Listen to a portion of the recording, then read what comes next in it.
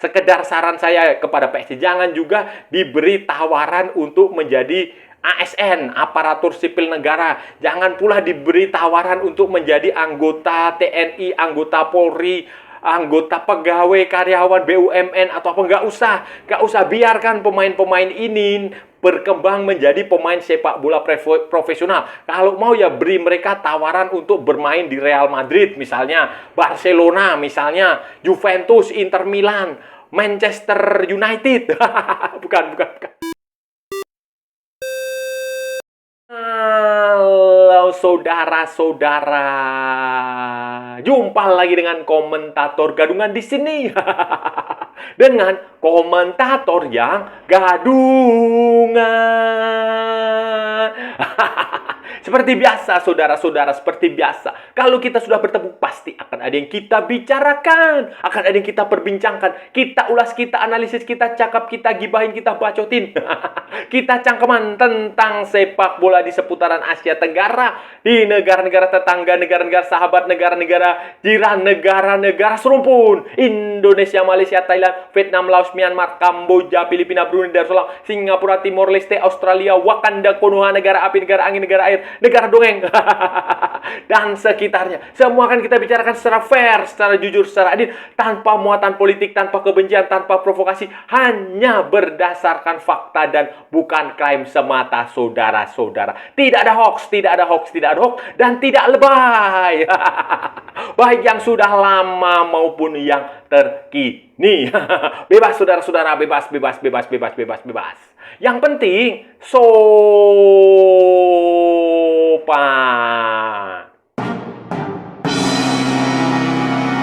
Jadi begini, saudara-saudara. Jadi begini, kemenangan atas Yaman, saudara-saudara.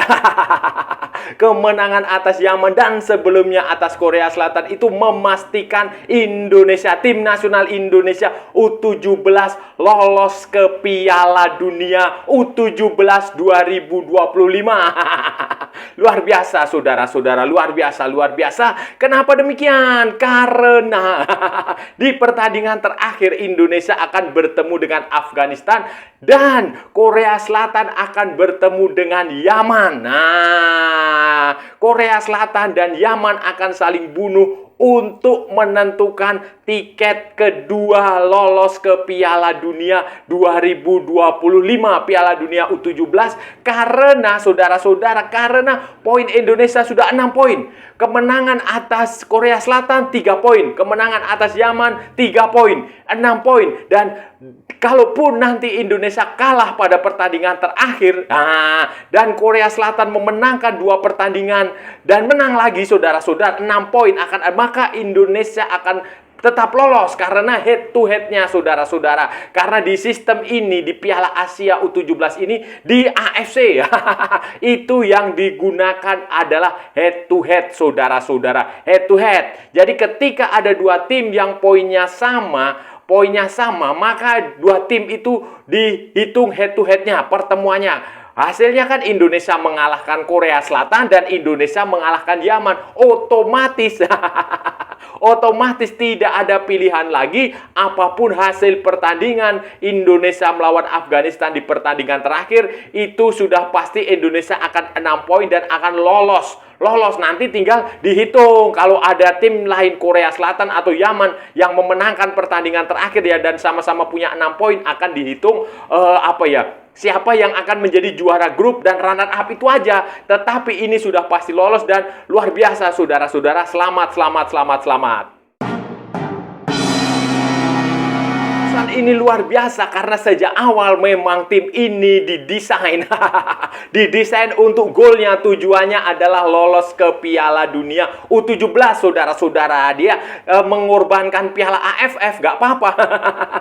Mengorbankan Piala AFF tidak masalah, tidak juara Piala AFF U16 tidak apa-apa. Sebeda dengan tim U19, U20 yang bersesumbar juara Piala AFF tapi kemudian gagal di Piala Asia, gagal lolos ke Piala Piala Dunia U20. Tetapi tim ini memang sejak awal didesain untuk lolos ke Piala Dunia sehingga tahapan-tahapannya jelas.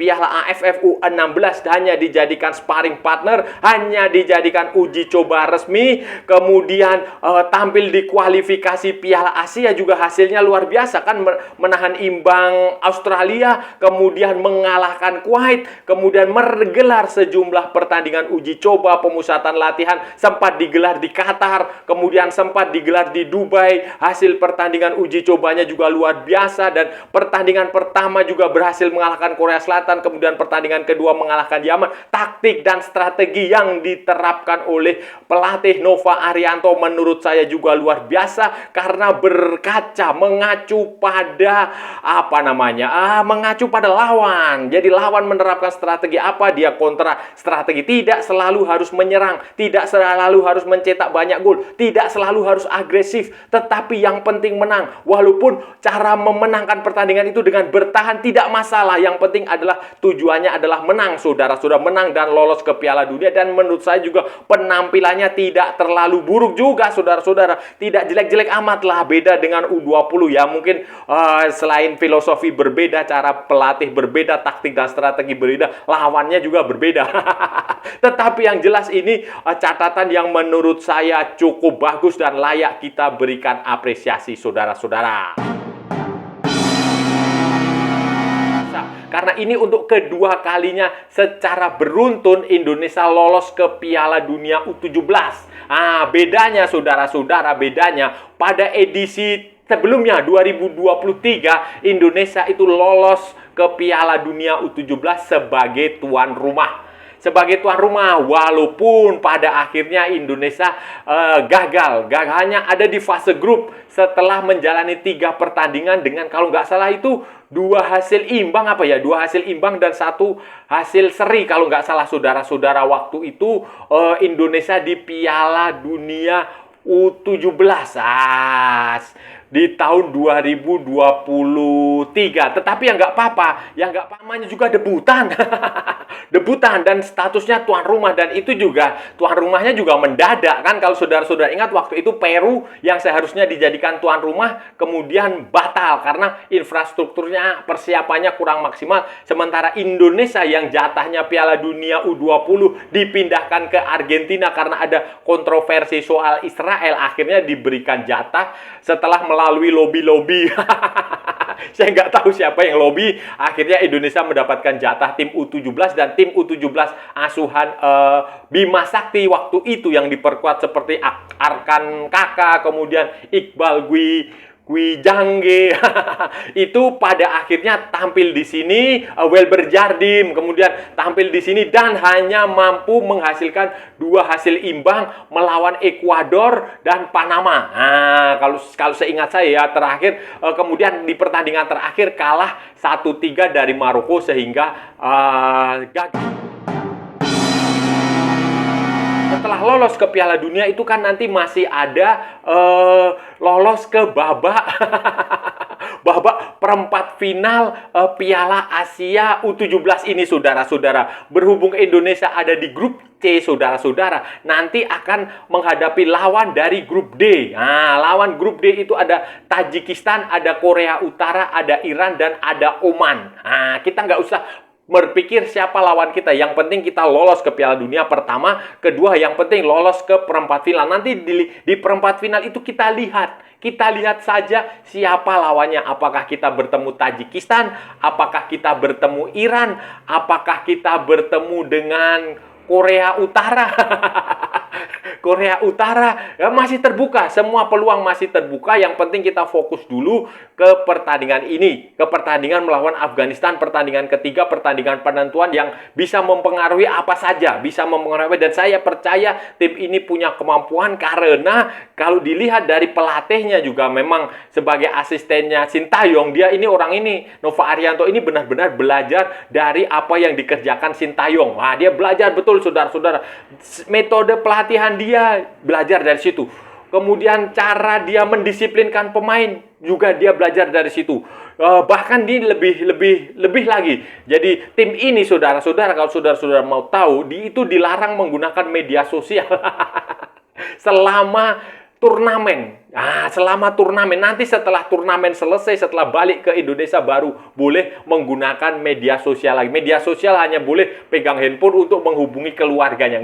Nggak boleh lebih dari itu. Mereka dilarang posting, dilarang apapun itu yang berkaitan dengan bikin konten atau apapun.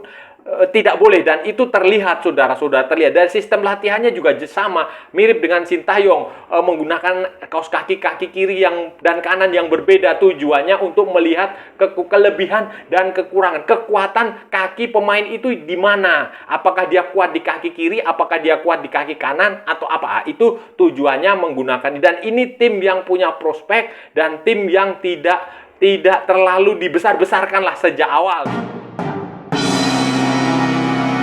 Tim junior seperti ini, saudara-saudara, itu berbeda dengan menangani tim senior seperti tim senior lah, seperti timnas senior Indonesia yang pemainnya abroad banyak sekali, pemain naturalisasinya banyak sekali, pemain keturunannya banyak sekali. Itu berbeda cara pendekatannya. Mungkin saja pelatih seperti Sintayong itu bisa saja berhasil dengan menangani di tim-tim muda. Nova Arianto juga bisa menangani tim-tim muda. Indra Safri juga cukup bagus ketika menangani tim-tim muda. Tetapi belum tentu mereka bisa menangani tim-tim senior. Karena perlakuannya pasti berbeda. Kalau tim junior seperti ini yang pemusatan latihannya jangka panjang, kemudian pemainnya masih hijau, masih baru merintis karir, itu sangat mudah diinstal ide-ide kita. Sangat mudah diterapkan peraturan-peraturan kedisiplinan yang ketat. Sangat mudah pendekatannya itu sangat lebih mudah lah, saudara-saudara. Bukan sangat mudah ya, lebih mudah dibandingkan pemain-pemain senior. Karena kalau pemain-pemain senior itu mereka sudah profesional, mereka dididik dalam kultur yang berbeda, mereka datang ke tim nasional itu sebagai pemain yang sudah jadi, sehingga dan di klubnya mereka juga punya harga yang tinggi, punya bayaran yang tinggi, punya popularitas yang tinggi pula, sehingga susah untuk di-create tidak semua pelatih bisa menangani itu, sehingga membutuhkan pelatih-pelatih khusus yang levelnya juga sama dengan mereka. Tetapi kalau untuk tim U17 seperti ini, tim U20, U19, U16 itu relatif jauh lebih mudah daripada mereka, karena mereka ini pemain dari nol. Mereka dididik bersama, dilatih bersama, diberikan masukan ilmu-ilmu sepak bola yang baru, teknik-teknik yang baru, kemudian pendekatan pelatih kepada pemain yang keras juga bisa, atau lembut juga bisa, kedisiplinannya akan mudah diincar. Jadi ini tim yang punya prospek cukup bagus di bawah kepelatihan Nova Arianto. Yang jauh lebih penting adalah menjaga pemain-pemain muda ini supaya tidak star syndrome. Supaya tidak mabuk, supaya tidak supaya tidak banci kamera, supaya tidak terlena oleh pujian. Makanya nanti kalau ini pun dia berhasil lolos ke Piala Dunia, nggak usah diarak keliling kota, nggak usah diberikan pujian yang berlebihan, nggak usah bonus, oke, tetapi nggak usah di seremonial bonus itu nggak perlu, cukup saja duitnya langsung ditransfer ke rekening pemain masing-masing. Kalau mau dikasih rumah ya kasih rumah, tetapi jangan juga, ini sekedar saran saya kepada PSSI, jangan juga diberi tawaran untuk menjadi ASN, aparatur sipil negara. Jangan pula diberi tawaran untuk menjadi anggota TNI, anggota Polri, anggota pegawai, karyawan BUMN atau apa. Nggak usah biarkan pemain-pemain ini berkembang menjadi pemain sepak bola profesional. Kalau mau ya beri mereka tawaran untuk bermain di Real Madrid misalnya, Barcelona misalnya, Juventus, Inter Milan, Manchester United, bukan, Manchester City, Arsenal, Liverpool, kayak begitu. Jadi bonusnya dalam bentuk seperti itu, bukan dijanjikan menjadi pegawai. Nanti kalau sudah diberikan janji sebagai pegawai, sudah selesai, saudara-saudara, karya. Lihat pemain-pemain muda Indonesia yang sekarang sudah diberi bonus menjadi anggota ini, anggota itu, pegawai ini, pegawai itu, aparat ini, aparat. Nah, itu kan semuanya karirnya pelan dan pasti mulai meredup. Nah, jadi itu saran saja, hindari pemain-pemain ini dari star syndrome. Karir mereka masih panjang. Dari 23 pemain yang ikut sekarang ini, saudara, saya nggak yakin nanti ada 10 pemain akan lanjut ke tim nasional senior. Lah 10 pemain jadi pemain tim nasional Indonesia di tahun 2000 berapa? 30 pun itu sudah bagus. Nah, jadi 10 pemain itu sudah bagus. Jadi tolong dijaga. Itu saudara-saudara, berikan pemain-pemain muda ini adalah channel ke luar negeri. Ya, saluran ke luar negeri. Jangan biarkan mereka berkembang di dalam negeri. Ini mohon maaf ini ya, bukannya Liga Indonesia jelek, yang memang tidak bagus. Jadi berikan saluran mereka lah bermain di luar negeri. Biarkan mereka abroad di usia-usia seperti ini menimba ilmu di misalnya di Akademi Oxford United ya, atau akademi manalah FC Utrecht, Jong FC Utrecht, atau mana Akademi Dender misalnya, atau Como, Akademi Como, atau mana misalnya, pokoknya kasih kesempatan, biarkan mereka mengembangkan karir mereka di Eropa dulu, supaya background mereka supaya mereka matang di Eropa. Karena nanti setelah di Eropa, misalnya di akademi mana gitu, terus dia tidak bisa lanjut ke tim utama, ya itu urusan lain. Yang penting mereka sudah bisa diberi kesempatan untuk abroad dulu, untuk bermain di akademi di Eropa sana, di tim junior di mana, Italia atau di Inggris atau di Belanda, Belgia, itu nggak masalah. Atau di Kroasia juga nggak masalah. Ukraina, Dinamo Kiev misalnya, atau Shakhtar Donetsk, Shakhtar Donetsk, itu nggak masalah. Yang penting beri kesempatan, diberi jalan ke sana. Ya 3, 2, 4 pemain sudah bagus lah, lumayan lah kalau bisa sampai ke sana. Itu akan jauh lebih bagus, karena nanti basic mereka akan mendapatkan basic yang bagus, bukan hanya basic bermain sepak bola, tetapi juga basic sebagai pemain orang profesional. Cara makan, cara hidup, cara menghadapi media, cara memanfaatkan bonus duit, kayak begitu. Jadi itu saran saya, saudara-saudara, semoga didengar oleh otoritas yang berwenang. Saudara-saudara, itu tadi pembahasan kita hari ini, saudara-saudara. Kita sudah bicara panjang lebar dari A sampai Z, dari barat sampai ke timur, dari utara sampai ke selatan, dari Sabang sampai Merauke, dari Pulau Rote sampai Pulau Miangas.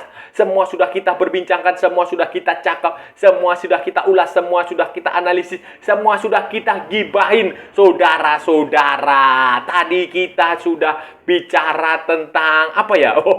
Tentang Timnas Indonesia U17, saudara-saudara. Perjuangan luar biasa Tim Nasional Indonesia U17 dalam 2 pertandingan awal Piala Asia U17 yang sekaligus merupakan seleksi kualifikasi untuk ke Piala Dunia U17 tahun 2025 nanti di Qatar, saudara-saudara. Dan hasilnya ya seperti yang saudara-saudara lihat, kemarin kita bertemu Korea Selatan, kemudian yang terbaru oleh Yaman, dan masih ada 1 pertandingan lagi, saudara-saudara. Kita yang sudah kita prediksi sejak awal, saudara-saudara. Tim ini memang punya prospek, tim ini memang punya kualitas yang tidak bisa dipandang sebelah mata. Dan jangan lupa sistem turnamen, sistem kompetisi yang baru ini memungkinkan ada 8 peserta dari Asia, 8 tim dari Asia untuk tampil di Piala Dunia U17. Itu memudahkan, membuat peluangnya sebenarnya 50-50.